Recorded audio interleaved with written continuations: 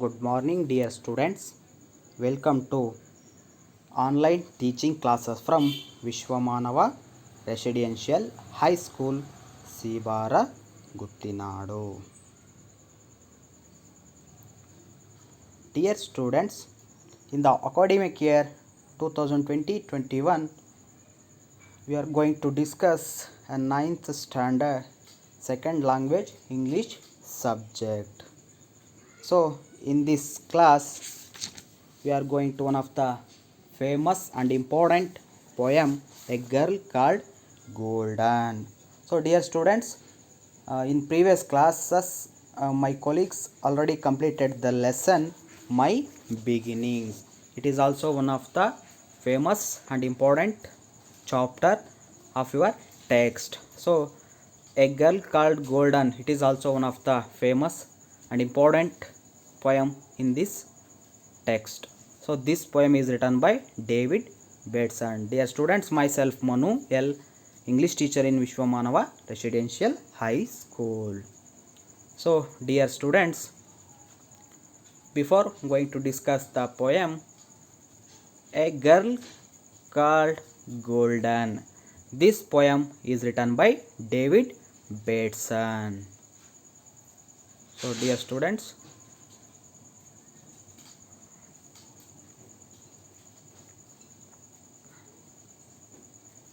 this is the image of David Bateson. He was one of a greatest Australian poet.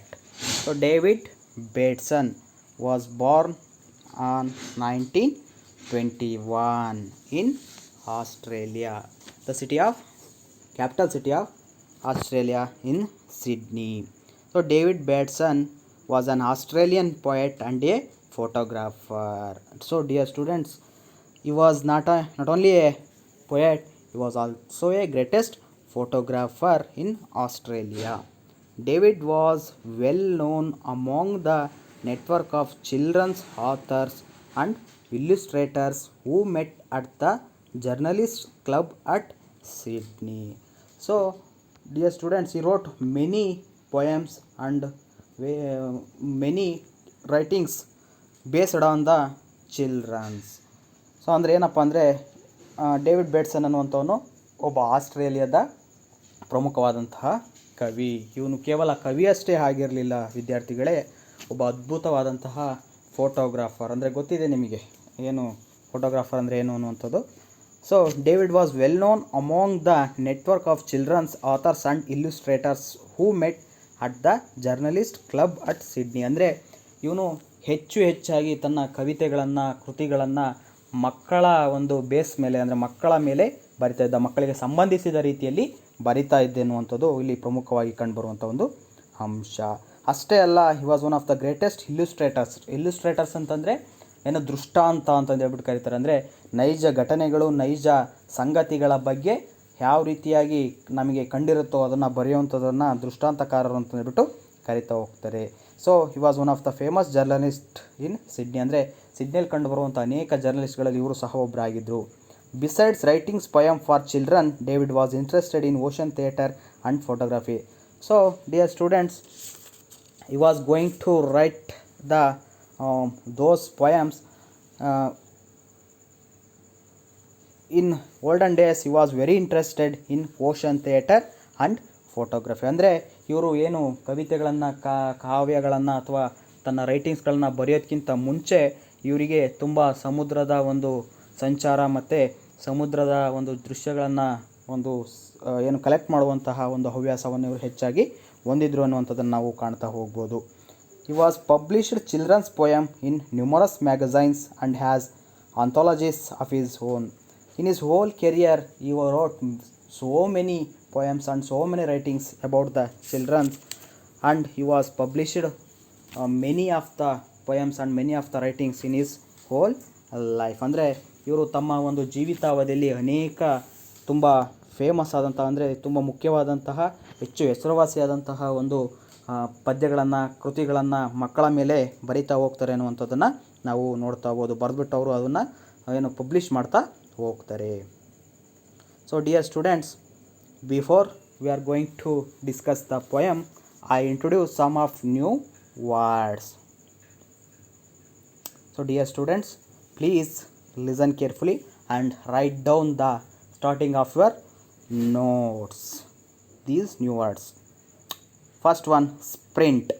To run or go very fast for a short distance. ಅಂದರೆ sprint ಅಂದರೆ ಏನಪ್ಪ ಅಂದರೆ ಪೂರ್ಣ ವೇಗದ ಓಟ. ಅಂದರೆ ತುಂಬ ಹತ್ತಿರ ಇರುವಂಥ ಪ್ರದೇಶವನ್ನು ವೇಗವಾಗಿ ಓಡಿ ತಲುಪೋದನ್ನು ನಾವು ಸ್ಪ್ರಿಂಟ್ ಅಂತಂದೇಳ್ಬಿಟ್ಟು ಕರಿತಾ ಹೋಗ್ತೀವಿ. ನೀವೆಲ್ಲರೂ ಸ್ಪೋರ್ಟ್ಸ್ ಆಡಿದರೆ ನಿಮಗೆ ತುಂಬ ಇದಿರುತ್ತೆ. ಅಂದರೆ ನಾವು ಸ್ಪ್ರಿಂಟ್ ಅಂದರೆ ನಮ್ಮನ್ನು ಪುಷ್ ಮಾಡಿದಾಗಲೂ ನಾವು ಏನಾಗ್ತಾ ಹೋಗ್ತೀವಿ, ತುಂಬ ವೇಗವಾಗಿ ಓಡ್ತಾ ಹೋಗ್ತೀವಿ ಅನ್ನುವಂಥದ್ದು. Next train. Train means breed, ಅಂದರೆ ತರಬೇತಿ ಮಾಡುವಂಥದ್ದು. ಅಂದರೆ ಟ್ರೈನ್ ಅಂದರೆ ಕನ್ಫ್ಯೂಸ್ ಆಗಬೇಡ್ರಿ, ಏನು ರೈಲು ಅಂದ್ಕೊತಿರಲ್ಲ, ಅದಲ್ಲ. ಟ್ರೈನ್ ಅಂತಂದರೆ ತರಬೇತಿಯನ್ನು ನೀಡುವಂಥದ್ದು, ಬ್ರೀಡ್ ಅಂತಂದೇಳ್ಬಿಟ್ಟು ಅರ್ಥವನ್ನು ಕೊಡ್ತಾ ಹೋಗುತ್ತೆ. Next seem. ಸೀಮ್ ಅಂದರೆ ಅಪಿಯರ್, ಅಂದರೆ ತೋರುವುದು, ಕಾಣುವುದು ಅಂತಂದೇಳ್ಬಿಟ್ಟು ಕರಿತಾ ಹೋಗ್ತೀವಿ. Next stir. ಸ್ಟಿರ್ ಅಂದರೆ ಕೋಲಾಹಲ, ಕಲಹ, ಅಂದರೆ ದ್ವಂದ್ವ ಅಂತಂದೇಳ್ಬಿಟ್ಟು ಕರಿತಾ ಹೋಗ್ತೀವಿ. Next breeze.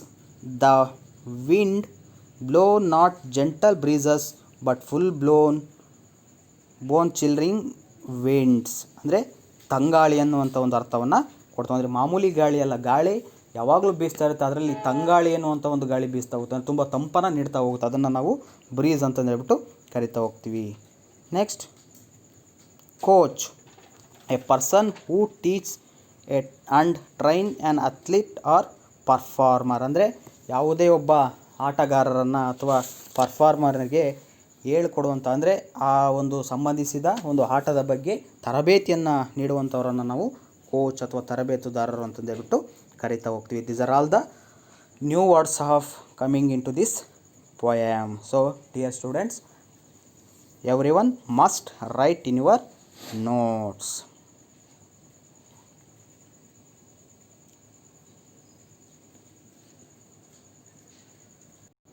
So dear students, a girl called Golda.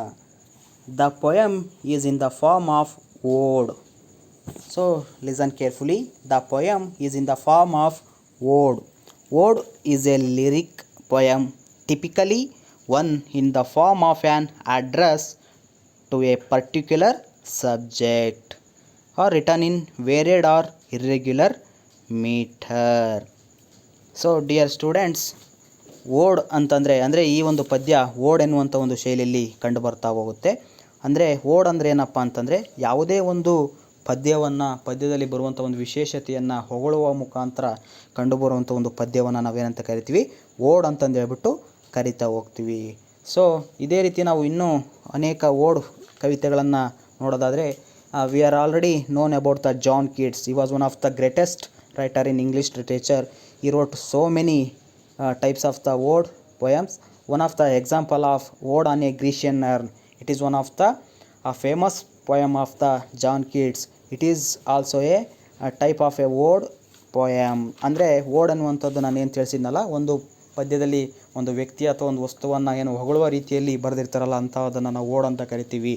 So ಈ ಒಂದು ಪದ್ಯನೂ ಸಹ ಇಲ್ಲಿ ನಮಗೆ ಅದೇ ರೀತಿಯಾಗಿ ಕಂಡು ಬರ್ತಾ ಹೋಗುತ್ತೆ. ಇಲ್ಲಿ ಯಾರನ್ನು ನಾವು ಹೊಗಳ್ತಾರಪ್ಪ ಅನ್ನೋದನ್ನು ನಾವು ನೋಡೋದಾದರೆ, in this poem the poet emphasized a girl, Betty Cuthbert. So dear students, this poem told about the Betty Cuthbert. The poet told about the girl Betty Cuthbert. So dear students, she is the Betty Cuthbert. It is the photo of Betty Cuthbert. Let's continue. I have already told it is one of the type of a word poem. A poem is written on Betty Cuthbert by name Elizabeth Cuthbert, who was an Australian athlete. She was a great sprinter and had won 3 gold medals at the 1956 Olympic Games in Melbourne. She added a 4th gold medal at the 1964 Olympic in Tokyo. So dear students, that this poem It's a kind of a poem praising a girl who won 3 gold medals in the Olympic Games in 1956 at Melbourne. Olympic games ಅಂದರೆ ವಿದ್ಯಾರ್ಥಿಗಳ ನೀವು ಕೇಳಿರ್ತೀರ, ಗೇಮ್ಸ್ಗಳಲ್ಲಿ ಅತ್ಯಂತ ಅಂದರೆ ಆಟೋಟಗಳಲ್ಲಿ ಅತ್ಯಂತ famous ಆದಂಥ ಒಂದು games ಅಥವಾ ಒಂದು ಏನು ಗೇಮ್ಸ್ಗಳನ್ನು ಒಕ್ಕೂಟ ಮಾಡಿಕೊಂಡು ನಡೆಸುವಂಥ ಒಂದು ಗೇಮ್ಸ್ ಅಂದರೆ ಒಲಿಂಪಿಕ್ಸ್. ಅಂದರೆ ಇದರಲ್ಲಿ ವಿಶ್ವದ ಎಲ್ಲ ಒಂದು ದೇಶಗಳು ಭಾಗವಹಿಸಿರ್ತವೆ. ವಿಶ್ವದ ಎಲ್ಲ ಒಂದು ದೇಶದ ಒಂದು ಅಥ್ಲೆಟ್ಸ್ ಅಂದರೆ ಏನು ಆಟಗಾರರು ಭಾಗವಹಿಸಿರ್ತಾರಲ್ಲಿ. ಇದರಲ್ಲಿ ಯಾರು ಅತ್ಯುತ್ತಮರು ಅನ್ನುವಂಥದ್ದನ್ನು ಕಂಡುಹಿಡಿಯೋದಕ್ಕೆ ಈ ಒಂದು ಒಲಿಂಪಿಕ್ ಗೇಮ್ಸನ್ನು 4 ವರ್ಷಕ್ಕೊಮ್ಮೆ ನಡೆಸ್ತಾ ಹೋಗ್ತಾರೆ. So in the Olympic games the Betty ಕತ್ಬರ್ಟ್ won 3 gold medals. She was one of the sprinter and greatest runner, and she was also won the 4th gold medal at the 1964 Olympics. It is held in Tokyo. The girl is none other than Betty Cuthbert. She was also known as Elizabeth Cuthbert. She was one of the greatest Australian athlete and also she was a great sprinter. ಅಂದರೆ ವಿದ್ಯಾರ್ಥಿಗಳೇ, ಏನು ನಾನು ಹೇಳಿದ್ನಲ್ಲ, Olympics game ಅನ್ನುವಂಥದ್ದು ಇಡೀ ವಿಶ್ವದಲ್ಲೇ ನಡೆಯುವಂಥ ಒಂದು ಮುಖ್ಯವಾದಂಥ ಕ್ರೀಡಾಕೂಟ. ಇದರಲ್ಲಿ ಅವಳು 3 ಗೋಲ್ಡ್ ಮೆಡಲ್ನ ಗೆದ್ದಿದ್ದಲ್ಲದೆ 1964ರಲ್ಲಿ ಜರುಗಿದಂತಹ ಟೋಕಿಯೋದಲ್ಲಿ ನಡೆದಂಥ ಒಂದು ಒಲಿಂಪಿಕ್ಸ್ನಲ್ಲೂ ಸಹ ತನ್ನ 4ನೇ ವೈಯಕ್ತಿಕ ಗೋಲ್ಡ್ ಮೆಡಲ್ನ ಗೆಲ್ತಾ ಹೋಗ್ತಾಳೆ. ಇವಳು ಒಬ್ಬ ಆಸ್ಟ್ರೇಲಿಯಾದ ಪ್ರಮುಖವಾದಂತಹ ಓಟಗಾರ್ತಿ. ಅಂದರೆ ಸಾಮಾನ್ಯ ಓಟಗಾರ್ತಿಲ್ಲ, ತುಂಬ ವೇಗದ ಓಟಗಾರ್ತಿಯಾಗಿ ಅವಳು ಕಂಡುಬರ್ತಾ ಹೋಗ್ತಾಳೆ ಎನ್ನುವಂಥದ್ದು. Next, dear students, first I read the poem. Why did you run when your schoolmates were walking? Why did you sprint if they started to run? Why did you train while others were playing? What was the secret that made it seem fun? Why did you run when your schoolmates were walking? Why did you sprint if they started to run? Why did you train while others were playing? What was the secret that made it seem fun? Was it the feel of the fresh air and sunshine? Was it the stir of the breeze in your hair? What made the coach recognize you were special? Was it because you had courage to spare? So, dear students, in the first stanza, the poet asked the golden girl why she ran when her schoolmates were walking. So, listen carefully. The poet asked the golden girl, ಅಂದರೆ ಆ ಒಬ್ಬ ಕವಿ golden girl ಅಂದರೆ ಯಾರು? ಬಂಗಾರದ ಹುಡುಗಿ ಅಂದರೆ ಯಾರು? ಇಲ್ಲಿ Betty ಕತ್ಬರ್ಟ್. He was asked why she ran when her schoolmates were walking. Why did she run speedily when her classmates were about to run? Why did she train while others were playing? What was secret that made it seem fun? So dear students, ಅಂದರೆ ಇಲ್ಲಿ ಏನಪ್ಪ ಅಂತಂದರೆ ಆ ಒಬ್ಬ ಕವಿ ಹೇಳ್ತಾ ಇದ್ದಾನೆ, Betty ಕತ್ಬರ್ಟ್ ಅನ್ನುವಂಥವಳು ತುಂಬ ಟ್ಯಾಲೆಂಟೆಡ್ ಒಬ್ಬ ಅಥ್ಲೇಟ್, ಅಂದರೆ ಆಟಗಾರ್ತಿ. ಅವಳು ತನ್ನ ಎಲ್ಲ ಒಬ್ಬ ಸಹೋದ್ಯೋಗಿಗಳು ಅಂದರೆ ಸಹಪಾಠಿಗಳು ನಿಧಾನವಾಗಿ ನಡೀತಾ ಇದ್ದರೆ ಅವಳು ಏನು ಮಾಡ್ತಿರ್ತಾಳಪ್ಪ ಅಂದರೆ ಜೋರಾಗಿ ಓಡ್ತಾ ಇರ್ತಾಳೆ. ಅವರೆಲ್ಲರೂ ಇನ್ನೇನು ಓಡೋಕ್ಕೆ ಪ್ರಾರಂಭ ಮಾಡೋಣ ಅನ್ನೋಷ್ಟರಲ್ಲಿ ಇವಳು ಏನಾಗಿರ್ತಾಳೆ, ಅವ್ರಿಗಿಂತ ತುಂಬ ಮುಂದೆ ಆಲ್ರೆಡಿ ಓಡಿರ್ತಾಳೆ. ಇನ್ನು ಕೆಲವೊಂದು ಸಮಯದಲ್ಲಿ ಅವರೆಲ್ಲ ಆಟ ಆಡ್ತಿದ್ದಾರಪ್ಪ ಅನ್ನುವಂಥ ಸಂದರ್ಭದಲ್ಲಿ ಇವಳು ತರಬೇತಿ ಅಂದರೆ ಕೋಚನ್ನು ಪಡ್ಕೊಳ್ತಾ ಇರ್ತಾಳೆ. ಇದನ್ನು ನೋಡ್ತಾ ಇದ್ದರೆ ಬೇರೆಯವರಿಗೆಲ್ಲ ಏನು ಅನಿಸ್ತಾ ಹೋಗುತ್ತೆ, ಇದೇನು ತಮಾಷೆನ, ಫನ್ ಅಂತಂದು ಹೇಳ್ಬಿಟ್ಟು ಅನ್ನಿಸ್ತಾ ಹೋಗ್ತಿದೆ. The poet told it was secret that made it seem fun. ಅಂದರೆ ಈ ಒಂದು ತಮಾಷೆಯ ಅಥವಾ ಈ ಒಂದು ಪರಿಶ್ರಮದ ಒಂದು ರಹಸ್ಯ ಏನು ಎನ್ನುವಂಥದ್ದನ್ನು ಇಲ್ಲಿ ತಿಳಿಸಿ ಅಂತಂದು ಹೇಳ್ಬಿಟ್ಟು ಕವಿ ಹೇಳ್ತಾ ಇದ್ದಾನೆ. Next, in the second ಸ್ಟಾಂಜಾ the poet told it again asked her whether she had the feel of the fresh air and sunshine, and again he asked her, is it any stir of the breeze in her hair? Why did the coach recognize you as special? Was it because you had so much courage to spare? So dear students, listen carefully. The poet again asked her where she had the feel of the fresh air and sunshine. And again he asked her, is it any stir of the breeze in her hair? Why did the coach recognize you as special? Was it because you had so much courage to spare? ಅಂದರೆ ಇಲ್ಲಿ ಕವಿ ಮತ್ತೆ ಮುಂದುವರಿಸ್ತಾ ಹೋಗ್ತಿದ್ದಾರೆ. ನೀನು ಪ್ರತಿದಿನ ಹೊಸ ಹೊಸ ತಾಜಾ ಗಾಳಿಯನ್ನು ಪಡ್ಕೊಳ್ತಾ, ಸನ್ಶೈನ್ ಅಂದರೆ ಸೂರ್ಯನ ಒಂದು ಕಿರಣಗಳು, ರಶ್ಮಿಯನ್ನು ಅನುಭವಿಸ್ಕೊಂತ ನಿನ್ನ ಒಂದು ಏನು ಗೋಲ್ ಏನಿದೆ ಅದರ ಕಡೆ ನೀನು ಸಾಕ್ತಾ ಇದೀಯ ಅನ್ನುವಂಥ ಮಾತನ್ನು ಹೇಳ್ತಾ ಇದ್ದಾರೆ. ಅಷ್ಟೇ ಅಲ್ಲ, ನಿನ್ನಲ್ಲಿರುವಂಥ ಈ ಒಂದು ಸ್ಪೆಷಲ್ ಟ್ಯಾಲೆಂಟ್, ಈ ಸ್ಪೆಷಲ್ ಗುಣವನ್ನು ಗುರುತಿಸಿರುವಂತಹ ನಿನ್ನ ಒಬ್ಬ ಕೋಚು ತುಂಬ ಗ್ರೇಟು. ಅವರು ನಿನ್ನಲ್ಲಿ ಇದನ್ನು ಗುರುತಿಸೋದಕ್ಕೆ ಮುಖ್ಯವಾದ ಕಾರಣ ಏನಪ್ಪ ಅಂತಂದರೆ you had a courage to spare. ಅಂದರೆ ನಿನ್ನಲ್ಲಿರುವಂಥ ಧೈರ್ಯ, ನಿನ್ನಲ್ಲಿರುವಂಥ ಛಲ, ನಾನು ಏನನ್ನಾದರೂ ಸಾಧಿಸ್ತೀನಿ, ನನ್ನಿಂದ ಏನು ಬೇಕಾದರೂ ಮಾಡೋದಕ್ಕೆ ಸಾಧ್ಯ ಎನ್ನುವಂಥ ಒಂದು ಏನು ಛಲ ನಿನ್ನಲ್ಲಿದೆ, ಅದರಿಂದ ಆ ಒಂದು ಕೋಚು ನಿನ್ನನ್ನು ಗುರುತಿಡಿತಾ ಹೋಗಿದ್ದಾರೆ. That means the coach recognise you as a special. Coach ನೀನು ತುಂಬ ಸ್ಪೆಷಲ್, ಬೇರೆಯವರ ರೀತಿ ಅಲ್ಲ, ನೀನು ಎಲ್ಲರಿಗಿಂತ ಸ್ಪೆಷಲ್ ಅಂತಂದು ಹೇಳ್ಬಿಟ್ಟು ಗುರುತಿಡಿದ್ದಾರೆ. And you had so much courage to spare. ಅಂದರೆ ನೀನು ಏನು ಬೇಕಾದರೂ ಮಾಡೋದಕ್ಕೆ ತುಂಬ ಧೈರ್ಯ ಮತ್ತು ಛಲವನ್ನು ಹೊಂದಿರೋವಂಥವಳು, ನೀನು ಗುರಿಯನ್ನು ತುಂಬ ಸುಲಭವಾಗಿ ಮುಟ್ಟುತ್ತೀಯ ಅನ್ನುವಂಥ ಮಾತನ್ನು ಇಲ್ಲಿ ಹೇಳ್ತಾ ಹೋಗಿದ್ದಾರೆ. So dear student, let us stop the poem.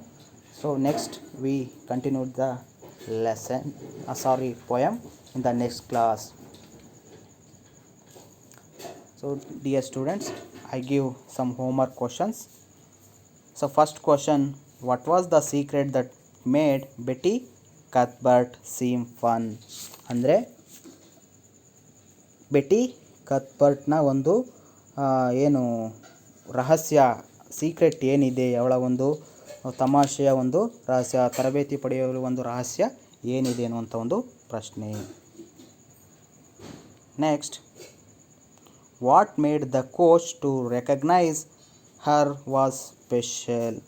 ಆ ಕೋಚ್, ತರಬೇತುದಾರ, ಅವಳು ಯಾಕೆ ಸ್ಪೆಷಲ್ ಅಂತಂದೇಳ್ಬಿಟ್ಟು ಗುರುತಿಸ್ತಾ ಹೋದ, ಅವಳಲ್ಲಿ ಅಂಥ ಒಂದು ಸ್ಪೆಷಲ್ ಕ್ವಾಲಿಟಿ ಏನಿದೆ ಅನ್ನುವಂಥದ್ದು ಬರಿಬೇಕಾಗುತ್ತೆ. Who is the poet speaking about? ಈ ಒಂದು ಪದ್ಯದಲ್ಲಿ ಕವಿ ಯಾರ ಬಗ್ಗೆ ಹೇಳ್ತಾ ಹೋಗಿದ್ದಾನೆ, ಯಾವ ಒಬ್ಬ ಮಹಿಳೆಯ ಬಗ್ಗೆ ಅಥವಾ ಅಥ್ಲೀಟ್ ಬಗ್ಗೆ ಹೇಳ್ತಾ ಹೋಗಿದ್ದಾನೆ ಅನ್ನುವಂಥ ಪ್ರಶ್ನೆ. Next, fourth question, what according to poet makes Betty to run faster? ಅಂದರೆ ಆ ಬೆಟ್ಟಿ ಕತ್ಬರ್ಟ್ ಜೋರಾಗಿ ಓಡೋದಕ್ಕೋಸ್ಕರ ಪ್ರತಿದಿನ ಏನು ಮಾಡ್ತಾಳೆ ಎನ್ನುವಂಥದ್ದನ್ನು ಬರೀಬೇಕಾಗುತ್ತೆ ಇದಕ್ಕೆ ಉತ್ತರ. So dear student, this is the 2 stanza of the A girl called golden poem. Let's continue in the next class. So thank you one and all students.